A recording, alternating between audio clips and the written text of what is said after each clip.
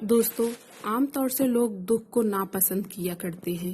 लोग समझते हैं कि उनके किसी पाप के द्वारा और ईश्वर के नाराज हो जाने के कारण उनकी जिंदगी में दुख आ जाते हैं।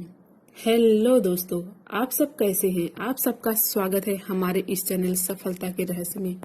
दोस्तों, आज हम आपको बताते हैं कि इंसान की जिंदगी में दुख क्यों आते हैं। दोस्तों, हमारा वीडियो लास्ट तक जरूर देखिएगा। ये पूरी तरह सही बात नहीं है कि ईश्वर के नाराज हो जाने से या फिर अपने किसी बुरे कर्म से हमें दुख भोगना पड़ता है। दुखों का एक कारण पाप भी है, यह तो ठीक है, परंतु यह ठीक नहीं है कि सभी दुख पापों के कारण ही आते हैं।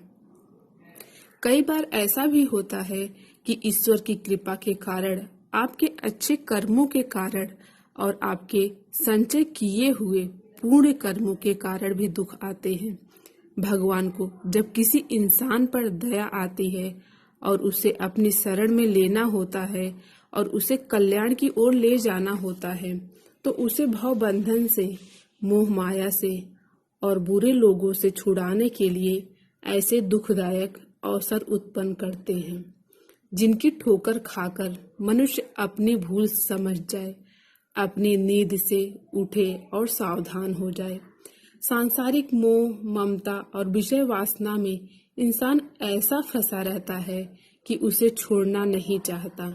इंसान कभी कभी सोचता है कि अपने जीवन को किसी श्रेष्ठ काम में लगाना चाहिए, परंतु दूसरे ही क्षण में ऐसी लुभावनी परिस्थितियां सामने आ जाती हैं, जिनके कारण वह सोचा हुआ विचार मन से निकल जाता है।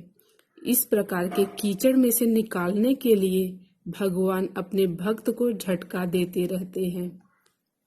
सोते हुए को जगाने के लिए बड़े जोर से झकझोरते हैं। यह झटका और झकझोरना हमें दुख जैसा प्रतीत होता है।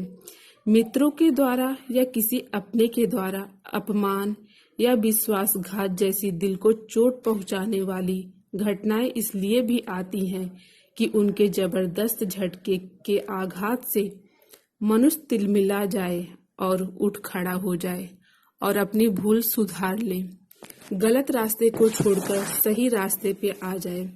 अच्छे संस्कारों के कारण इसलिए दुख आते हैं कि शुभ संस्कार एक सच्चे चौकीदार की भांति उस मनुष्य को उत्तम मार्ग पर ले जाना चाहते हैं।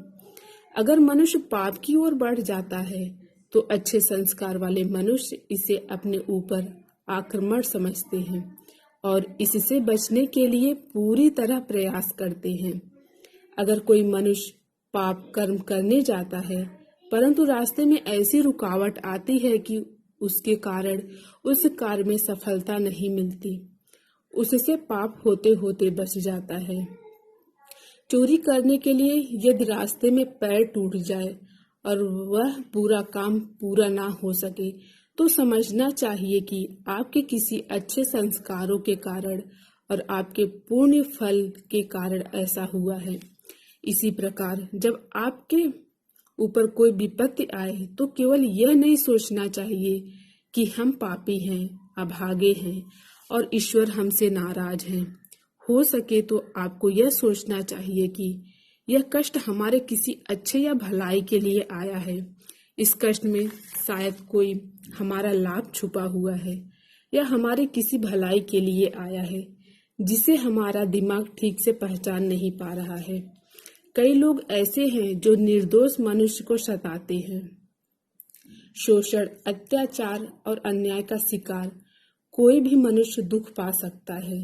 जो मनुष्य अत्याचार कर रहा है, उस अत्याचारी को भविष्य में दंड मिलेगा, पर इस समय तो उस निर्दोष को ही कष्ट सहना पड़ा।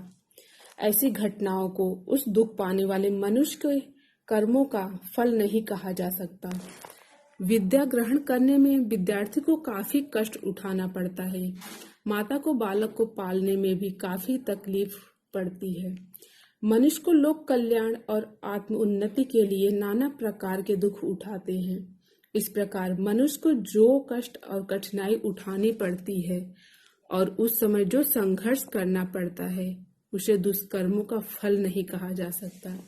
हर मौज करने वाला मनुष्य पूर्व जन्म का धर्मात्मा और हर कठिनाई में पड़े हुए मनुष्य को पूर्व जन्म का पापी कह देना सही नहीं है। ऐसा मानना गलत है और उसका भ्रम है। इस भ्रम के आधार पर कई मनुष्य अपने को बुरा समझे, अपने को नीच या पापी समझे। इसकी कोई आवश्यकता नहीं है। मनुष्य अपने कर्म को ठीक से नहीं पहचान पाते, उसे तो केवल परमात्मा ही पहचान पाते हैं। हमें अपने कर्तव्य और उत्तरदायित्व को पूरा करने के लिए हर घड़ी हमें अपने काम को पूरी लगन और निष्ठा के साथ करना चाहिए और उसके प्रति अपने आप को जागरूक रखना चाहिए। दुख सुख जो आते हैं उन्हें धैर्यपूर्वक स्वीकार करना चाहिए। मनुष्य को अपनी जिम्मेदारी का सिर्फ पालन करना चाहिए। सफलता असफलता या दुख सुख अनेक कारणों से होते हैं, उन्हें ठीक प्रकार से कोई नहीं जानता। मनुष्य को यह कभी नहीं सोचना चाहिए कि वह कोई पाप किया है इसलिए दुख भोग रहा है। भगवान उस मनुष्य को अपनी शरण में लेना चाहते हैं, इसलिए लोगों से उसे अलग कर अपनी तरफ ले आना चाहते हैं, इसलिए उन्हें थोड़ा दुख दे रहे हैं। हम मनुष्यों को अपने दुख से कभी घबराना नहीं चाहिए। अगर दुख आए तो ईश्वर की शरण में जाना चाहिए। जिंदगी में दुख आए तो समझो ईश्वर हमें अपनी शरण में रखना चाहते हैं। अपने दुख से कभी न घबराएं। हमें ईश्वर याद कर रहे हैं, हमें लोगों से दूर करने के लिए दुख देते हैं ताकि हम उनकी शरण में जाएं और उनकी आराधना करें। ओके दोस्तों, बाय।